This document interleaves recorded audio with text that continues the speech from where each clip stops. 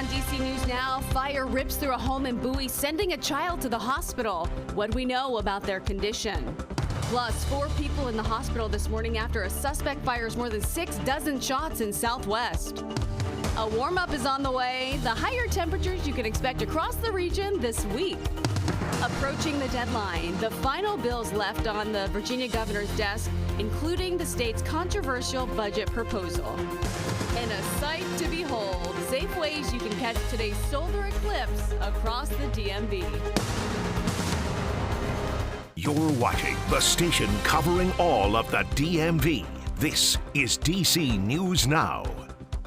Good morning. Starting off with a live look outside on this Monday. We are expecting temperatures this week to be potentially in the 70s. And of course, we all know this, the countdown is on to this afternoon's partial solar eclipse that we're going to see here in the DMV. Lots of people excited for that, but of course, make sure you have your glasses. Jackie will have more on that in a minute, but first, thanks for starting your week with us. I'm Tanaya Wright. Yeah, good morning to you. I'm Corey James. Shanika, she's going to have more on those roads and the conditions out there in just a second. Turning things over to Jackie, though, starting us off with that forecast.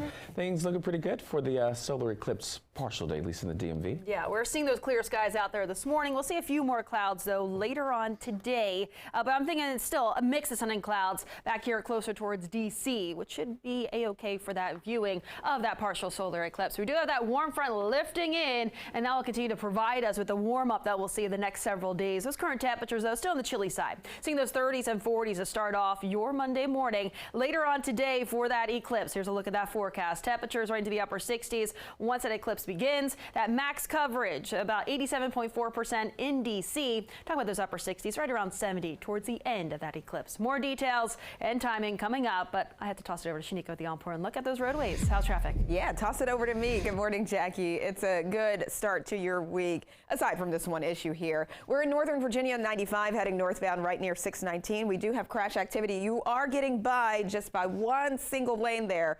Let's flip over to the maps. Other than that, you are looking good to go along that 95 stretch. You are seeing some problems, though, on Jeff Davis Highway. So we did have some bailout traffic in the area. We also had a crash right off of Jeff Davis and Fuller Road. So do be careful in this area. Thank you, Shanika. Breaking news out of Bowie this morning where firefighters are investigating a fire that left a family without a home. Yeah, the fire sent a woman and 2 children to the hospital. DC News Now's Liberty Zabala is live this morning on Penn Manor Lane off Route 50 with the latest. Liberty. Good morning, Corey and Tanaya. Such a sad situation this morning for this family. You can see the damage left behind here. Now, firefighters say they found flames shooting through the 2nd floor window of this room that you see right there and through the roof. Here's what we know so far. Prince George's County Fire EMS Department responded to the scene just after 1 this morning. The fire broke out at this home in the 16,200 block of Penn Manor Lane, just off Central Avenue. Firefighters found flames engulfing the 2nd floor of this 2-story single-family home. Crews rushed 1 adult and 2 children to the hospital. Firefighters say a mother and her 10-year-old son suffered burn injuries. The son suffered critical injuries, but 1 other child was not harmed. Both the mother and 10-year-old are recovering at the hospital. Check your smoke alarms. When these fires happen, they can be very tragic. Thankfully, Mom was able to get the kids out of the house. If you need a new smoke alarm, give us a call. Prince George's County Fire Department will come to your house and we'll install one for free. And firefighters are working to determine what exactly caused this fire. For now, live here in Bowie, Liberty Zabala, DC News Now. Thank you, Liberty. D.C. police are searching for a suspect in a shooting that injured 4 people in Southwest. Officers say more than 70 shots were fired. This happened on Elmira Street near Joint Base Anacostia around 9 o'clock. Now, police say 3 men and a woman were hit. According to officials, all 4 of them were alert when taken to the hospital. Police say they're looking for a white Dodge Charger connected to the shooting. This morning, D.C.'s mayor and police chief are going to be out for ribbon cutting on the new real-time crime center.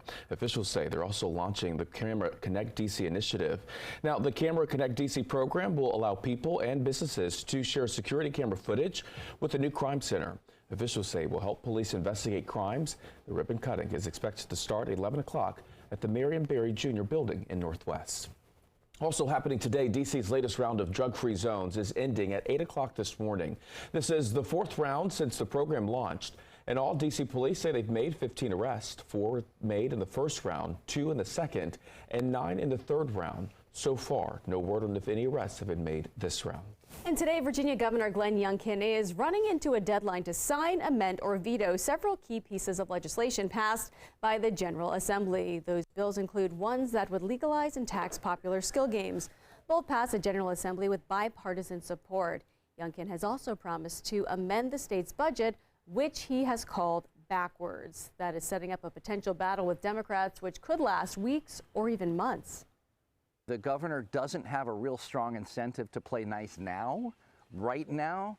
But I think if this does extend past the veto session, past April, I think there'll be some pressure on both the governor and the Democrats in the legislature to, okay, fine, you disagree, you fought over some issues, including the arena. Now it's time to put those differences aside and let's get a budget passed. Youngkin's deadline is midnight. The General Assembly will reconvene on April 17th to consider those amendments. And the bill legalizing skill games at convenience stores and gas stations would set a tax rate on the machines and limit the number of machines allowed at certain locations. The bill concerning vape products would pull certain items from stores and require manufacturers to submit a form for the products. It would also have the Attorney General create a directory of which products have been certified with the state and which have not. Now, again, the governor has until midnight to sign them. Baltimore District U.S. Army Corps of Engineers is putting the wreckage weight into perspective for you. The agency says the weight of the collapsed Key Bridge adds up to an estimated 50,000 tons of steel and concrete. It says that is more than 3,800 fully loaded dump trucks. And it's been nearly 2 weeks since the collapse had killed 6 construction workers. Right now, shipping containers are being removed from the massive cargo ship still lodged in the Key Bridge. The task force says crews are taking the containers off to get to the bow, where parts of the 4-lane highway remain. This will continue in the coming days. Meantime, we're told other portions of the fallen bridge continue to be removed to get the port back open. Last Friday, dive teams recovered the body of a 3rd worker killed in the Key Bridge collapse. Manor Suazo Sandoval's body was pulled out of the water. The 38-year-old was a husband and father who moved from Honduras, his home country, to Maryland nearly 2 decades ago. He is described by his brother as a hard worker and a visionary. At this time, 3 men are still missing. In a few hours, people around the DMV are going to step outside for the solar eclipse. DC News Now's Yamari Sase is live on the National Mall, where a solar eclipse festival is going to be held today. Yamari, good morning. Hey, good morning. So we are expected to see several people out here during the Solar Eclipse Festival at the National Mall. Now, this is an anticipated event. The U.S. has not seen a solar eclipse since 2017, so you can definitely expect a lot of people out here and just excited to definitely experience this. Now, with all of this excitement, that also means there are some safety precautions to ensure that this is a safe experience. So take a listen. The long-awaited solar eclipse is expected to happen around 2 p.m., set to reach its maximum around 3 p.m. and end around 4:30 p.m. But what exactly is it? Well, it's when the moon is passing between the sun and the earth, which casts a shadow here on earth and blocks the sunlight in some areas. Now, it's an exciting experience for some, but it's also dangerous to the human eye. So, how do you protect yourself? Do not look at the eclipse without wearing the proper eyewear. There are specific glasses you should wear that have a solar filter. Now, if you're driving, keep your eyes on the road. You can anticipate reduced visibility and you may need to turn your headlights on. And do not wear the solar eclipse glasses while you're driving.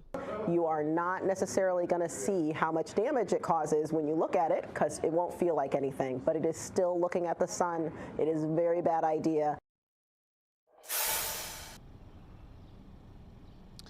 Now, the sun is expected to be very bright during that time, so they do suggest wearing protective wear like sunscreen, a hat, and also you can actually create your own solar eclipse glasses at home using foil, cardboard, and some paper. Now, you can come out to the National Mall if you want to experience this from 12 to 4.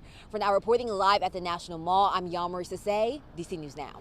Yamari, thank you. And if you're still searching for a spot to view the eclipse, there are plenty of options around the DMV. Now, these events are also providing free eclipse safety glasses while supplies last, of course, in the district. The MLK Junior Central Library hosting a garden rooftop viewing starting at 1 o'clock in Virginia.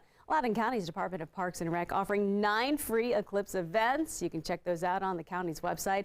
And in Maryland, the University of Maryland in College Park and Bowie State University both are going to be holding Eclipse events on their campuses. And of course, don't forget to check out DC News Now's hour-long special on the partial eclipse hitting the DMV. This all starts at 2:30 with host Chris Flanagan and Chief Meteorologist Janessa Webb. They are going to be live on the National Mall, so don't miss that.